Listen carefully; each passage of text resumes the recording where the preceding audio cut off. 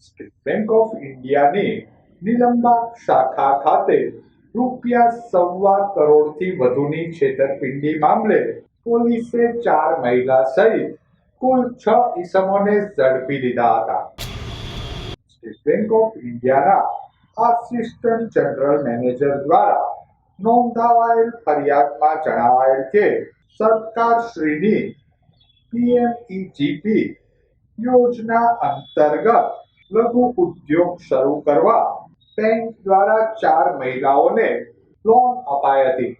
Agent દ્વારા ખોટા બિલો રજૂ કરી બેંક સાથે ઇરાદાપૂર્વકની ગેરરીતિ આચરાઈ હતી. નિલંબાગ પોલીસે આ મામલે એજન્ટ ભરતભાઈ સુખનામલભાઈ અડવાણી તથા સુનિલભાઈ ત્રિલોકચંદ હાસેજાને ઝડપી લઈ વધુ તપાસ હાથ ધરી હતી.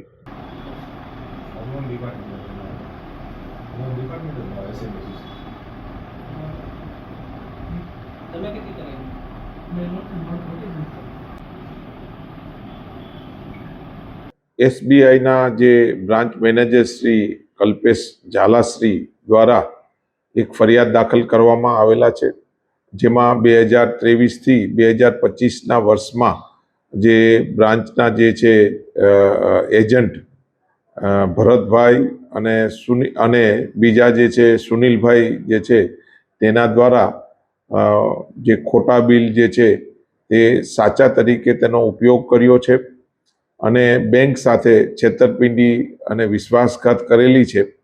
એવા જે 6 આરોપીઓ જે છે ભૂમિ, કિરણબેન, જલ્પાબેન, જાગૃતિબેન સાથે કુલ જે 6 આરોપીઓ જે છે તેઓએ 1 કરોડ અને 35 લાખથી બી વધુ રકમની જે એસબીઆઈ સાથે જે ટર્મ લોન અને સીસી લોન મેળવવા માટે છેતરપિંડી કરેલી છે.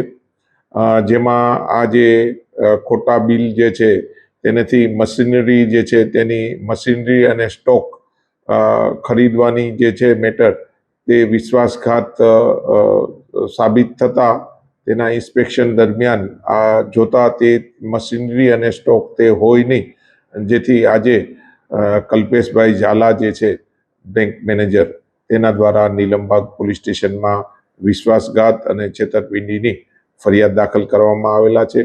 આ કામે પીએસઆઈ શ્રી ચુડાસમા નાઓ તપાસ ચલાવી રહ્યા છે અને આ કામે 6 આરોપીઓને અટક કરવામાં આવેલા છે અને નામદાર કોર્ટમાં રજૂ કરી અને રિમાન્ડની માંગણી કરવામાં આવનાર છે.